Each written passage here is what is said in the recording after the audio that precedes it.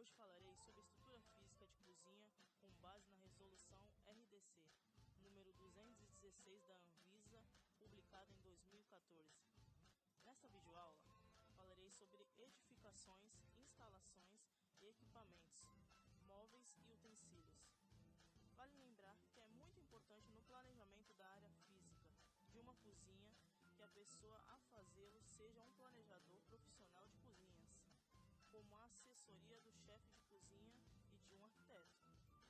Um planejamento físico da estrutura física de uma cozinha deverá seguir normas e fatores como apresentar localização correta de equipamentos e máquinas, ter uma boa luminosidade nas áreas de trabalho para não alterar a cor dos alimentos, ventilação adequada, superfície do chão não escorregadia, de fácil limpeza e desinfecção, paredes adequadas, de fácil limpeza à prova d'água, utilizar portas lisas autofecháveis, manter temperatura proporcional à manipulação dos alimentos para evitar suor, equivalência de tamanho entre as diferentes áreas. Edificação e instalações. A edificação e as instalações devem ser projetadas de forma a possibilitar um fluxo ordenado e sem cruzamento em todas as etapas da preparação de alimentos, e a facilitar as operações de manutenção, limpeza e, quando for o caso, desinfecção.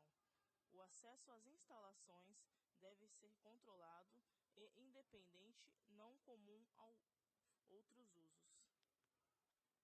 A configuração das áreas de preparação dos alimentos devem permitir o fluxo linear, sem cruzamento de atividade entre os vários gêneros de alimentos.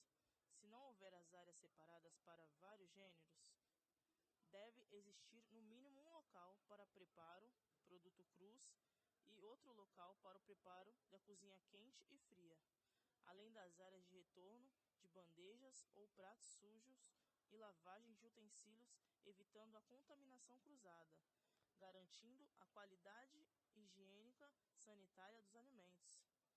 A área deve estar livre de focos de insalubridade, ausência de lixos, objetos em desuso, animais, insetos e roedores. Dimensionamento. O dimensionamento da edificação e das instalações devem ser compatíveis com todas as operações. Deve existir separação entre as diferentes atividades por meios físicos ou por outros meios eficazes, de forma a evitar a contaminação cruzada. Planejar a atividade que será desenvolvida no local é fundamental. Haverá áreas específicas para todas as etapas na produção? Haverá espaço suficiente para a instalação de algumas bancadas e algumas pias?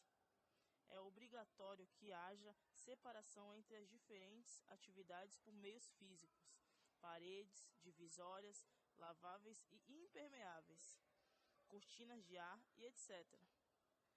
Ou por outros maiores meios eficazes, fluxo de pessoas e matérias-primas bem controladas e monitorados, de forma a evitar a contaminação cruzada. Piso e teto. As instalações físicas como piso, parede e teto devem possuir revestimento liso, impermeável e lavável. Devem ser mantidos íntegros, conservados, livres de rachaduras, trincas, goteiras, vazamentos, infiltrações, bolores, descascamentos, dentre outros, e não devem transmitir contaminantes aos alimentos. O piso da cozinha deve ser liso, resistente e impermeável, lavável de cores claras para facilitar a observação de sujeiras e manutenção, e em bom estado de conservação, antiderrapante, resistente ao ataque de substâncias corrosivas, que seja fácil de higienização, lavagem e desinfecção, não permitindo o acúmulo de alimentos, de água ou de sujidades. Além disso, o piso deve ter inclinação suficiente em direção aos ralos, não permitindo que a água fique estagnada, Os ralos deverão ser sinfonados e as grelhas devem possuir dispositivos que permitam o fechamento. Ralos e grelhas abertos não são recomendados em nenhum espaço da área. As paredes de alvenaria devem ter aspectos lisos, com pintura impermeável, lavável, de cores claras, insetos, de fungos, bolores e em bom estado de conservação, sem rachaduras, sem descamação de pintura. Portas e janelas. As portas e as janelas devem ser mantidas ajustadas aos batentes. As portas das áreas de preparação e armazenamento de alimentos devem ser dotadas de fechamentos automáticos. As aberturas externas das áreas de armazenamento e preparação de alimentos, inclusive o sistema de exaustão, devem ser providas de telas milimetradas para impedir o acesso de vetores e pragas urbanas. As telas devem ser removíveis para facilitar a limpeza periódica. As portas devem ser de superfície lisa, de cores claras, de fácil limpeza, ajustadas aos batentes de material não absorvente, com o fechamento automático, mola, sensor ou outra ferramenta, e com borracha de vedação, contra inseto e entrada de água, na parte inferior. As entradas principais e os acessos às câmaras devem ter mecanismo de proteção contra insetos e roedores. As janelas devem ser protegidas com telas milimétricas sempre limpas, sem falhas de revestimento e ajustadas aos batentes. Abastecimento. As instalações devem ser abastecidas de água corrente e dispor de conexão com rede de esgoto ou fossa séptica. Quando presente, os ralos devem ser sinfonados e as grelhas devem possuir dispositivos que permitam seu fechamento.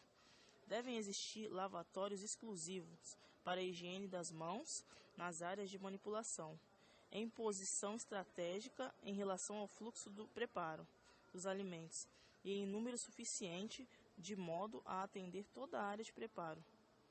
Os lavatórios devem possuir sabonete líquido inodoro e produto antisséptico, toalha de papel não reciclado, caixa de gordura. As caixas de gordura e de esgoto devem possuir dimensão compatível ao volume de resíduo, devendo estar localizadas fora da área de preparação e armazenamento de alimentos, apresentar adequado estado de conservação e funcionamento. Áreas externas e internas. As áreas internas e externas do estabelecimento devem estar livres de objeto de desuso ou estranho ao ambiente, não sendo permitido a presença de animais. Iluminação.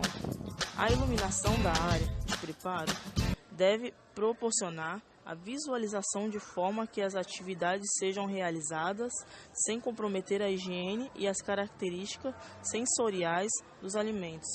As luminárias, localizadas sobre a área de preparação dos alimentos, devem ser apropriadas e estar protegidas contra a explosão e quedas acidentais. O ambiente, de um modo geral, deve ter iluminação uniforme, sem ofuscamento, sem contrastes excessivos, sombras e cantos escuros, pois isso dificulta a visualização de insetos, sujeiras e poeira. As lâmpadas das iluminárias devem estar limpas, em bom estado de conservação, e não devendo alterar as características sensoriais dos alimentos. Também devem ser protegidas contra a explosão e quedas acidentais. Instalação elétrica. As instalações elétricas devem estar embutidas ou protegidas em tubulações externas e íntegras, de tal forma a permitir a higienização dos ambientes. Ventilação e climatização. A ventilação deve garantir a renovação do ar e a manutenção do ambiente livre de fungos, gases, fumaça, pós, partículas em suspensão, condensação de vapores, dentre outros que possam comprometer a qualidade higiênico-sanitária do alimento. O fluxo de ar não deve incidir diretamente sobre o alimento, A ventilação e o sistema de exaustão, sucção, devem garantir o conforto térmico, a renovação do ar e a manutenção do ambiente livre de fungos, gases, fumaças, gorduras, pós, partículas em suspensão, condensação de vapores, dentre outros que possam comprometer a qualidade higiênico-sanitária do alimento.